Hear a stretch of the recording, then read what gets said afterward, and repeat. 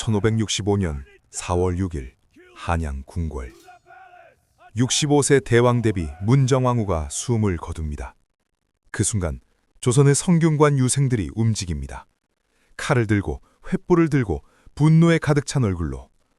목적지는 양주 회암사. 그들은 불상의 목을 잘랐습니다. 그리고 절을 불태웠습니다. 왜일까요? 20년간 이 나라를 지배했던 한 여인이 죽었기 때문입니다.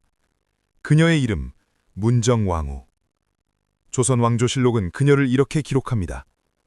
불사를 숭봉함이 한도가 없어서 내외의 창고가 남김없이 다 고갈되고 뇌물을 공공연히 주고받고 백성의 전지를 마구 빼앗으며 주인을 배반한 노비들이 모태 고기가 모이듯이 숲에 짐승이 우글거리듯이 저절로 모여들었다. 그녀의 곁에는 왕도 대신도 아닌 한 명의 승려, 보우가 있었습니다. 유교국가 조선에서 어떻게 이런 일이 가능했을까요? 오늘 여의도 톡톡은 조선의 법전, 경국대전을 정면으로 들이받은 여인과 그녀의 영적 파트너, 승려, 보우의 이야기를 들려드립니다. 준비되셨습니까? 1544년 중존이 승하합니다. 12세 어린 아들 명종이 왕위에 오르고 문정왕후는 수렴청정을 시작하죠. 하지만 그녀는 늘 불안했습니다. 왜일까요? 그녀는 살인자였으니까요. 양자 인종을, 중종의 적자이자 정당한 왕위 계승자였던 그 아이를 문정왕후는 견제하고 괴롭히고 결국 죽게 만든 원흉 중 하나였습니다. 야사는 이렇게 전합니다. 인종에게 독을 탄 떡을 먹여 죽였다. 사실 여부를 떠나 인종은 즉위 10개월 만에 의문사했고 12세 명종이 왕이 됐죠. 권력의 정점에 선 문정왕후. 하지만 그녀가 기댄 곳은 정치가 아니었습니다. 불교와 무속이었습니다. 그때 운명적인 만남이 이루어집니다. 1548년 금강산에서 수행하던 승려 보우. 문정왕후는 그를 봉은사 주지로 임명합니다. 왜 하필 보우였을까요? 실록은 이렇게 기록합니다. 보우는 대장경을 모두 섭렵하고 유교의 최고 경전인 주역까지 읽었다. 불경에 해박하고 유교 경서에도 밝은 승려였다. 문정왕후에겐 완벽한 파트너였습니다.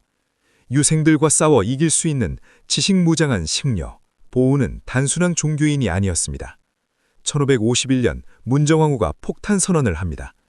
선종과 교종을 부활시킨다. 승과를 다시 실시한다. 이게 무슨 의미일까요? 조선 건국 이래 150년간 억눌렸던 불교가 공식적으로 부활하는 겁니다. 대신들이 발칵 뒤집혔죠. 대비마마, 이는 조정의 법을 어기는 일입니다. 하지만 문정왕후는 교묘한 논리로 맞섰습니다. 승려가 되는 길을 막으려면 승과가 필요하지 않는가? 군역을 피해 절로 도망가는 백성들을 막으려면 제도가 있어야 한다. 말은 그럴싸했지만 속내는 달랐습니다. 살인파를 견제하기 위한 정치적 계산이었죠. 그리고 보우가 움직입니다. 전국 300개 사찰을 공인하고 2년간 승려 4,000명을 선발, 자신은 도선사에 올라 선종판사가 됨. 그런데 여기서 문제가 터집니다. 문정왕후가 보우를 병조판서에 임명한 겁니다. 병조판서, 군사를 총괄하는 정이품관직을요. 승려가. 조선왕조실록은 이렇게 기록합니다. 승려 보우를 병조판서에 앉히는 등 회개한 인사를 행했다. 대신들은 기절초풍했죠. 이것이 나라입니까? 승려가 병조판사라니. 하지만 문정왕후는 아랑곳하지 않았습니다. 6개월 동안 보우를 죽이라는 상소가 498회나 올라왔지만 모두 무시했습니다.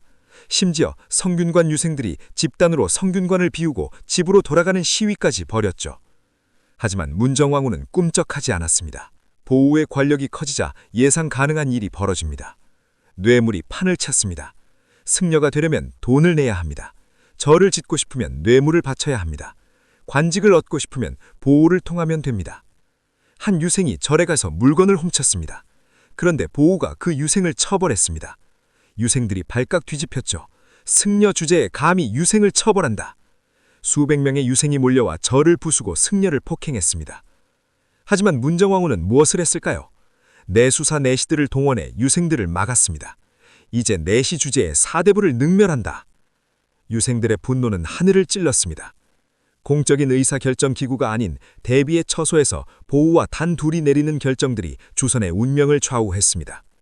한 가지 사례를 더 보겠습니다. 1562년 문정왕후는 중종의 능을 이장합니다. 어디로? 봉은사 옆으로. 왜일까요? 자신이 죽은 뒤 중전과 함께 묵고 싶었기 때문입니다. 야사는 더 적나라합니다. 보우와 봉은사에서 은밀한 연애를 벌이기 위해 중종의 능을 옮겼다. 사실 여부를 떠나 이 이장은 엄청난 비용을 들여 흙을 쌓아 올리는 토목공사였고, 매년 여름이면 강물이 능 앞까지 들어와 제실이 침수되는 대참사를 낳았죠. 누가 이 결정에 반대할 수 있었을까요? 아무도 없었습니다. 이 모든 상황에서 가장 불쌍한 사람은 명종이었습니다.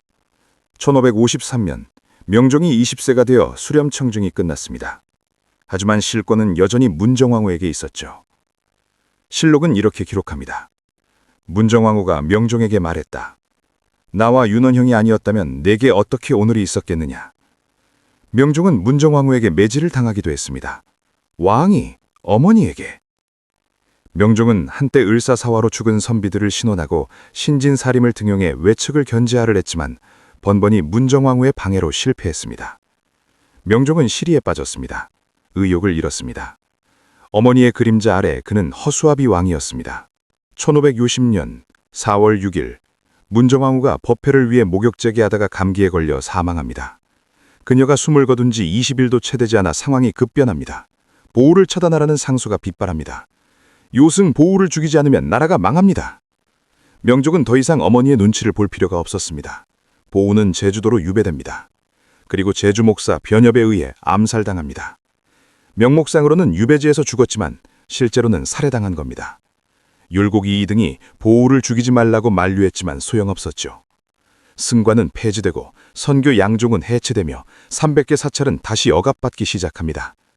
20년간의 불교 중흥은 하루아침에 무너졌습니다.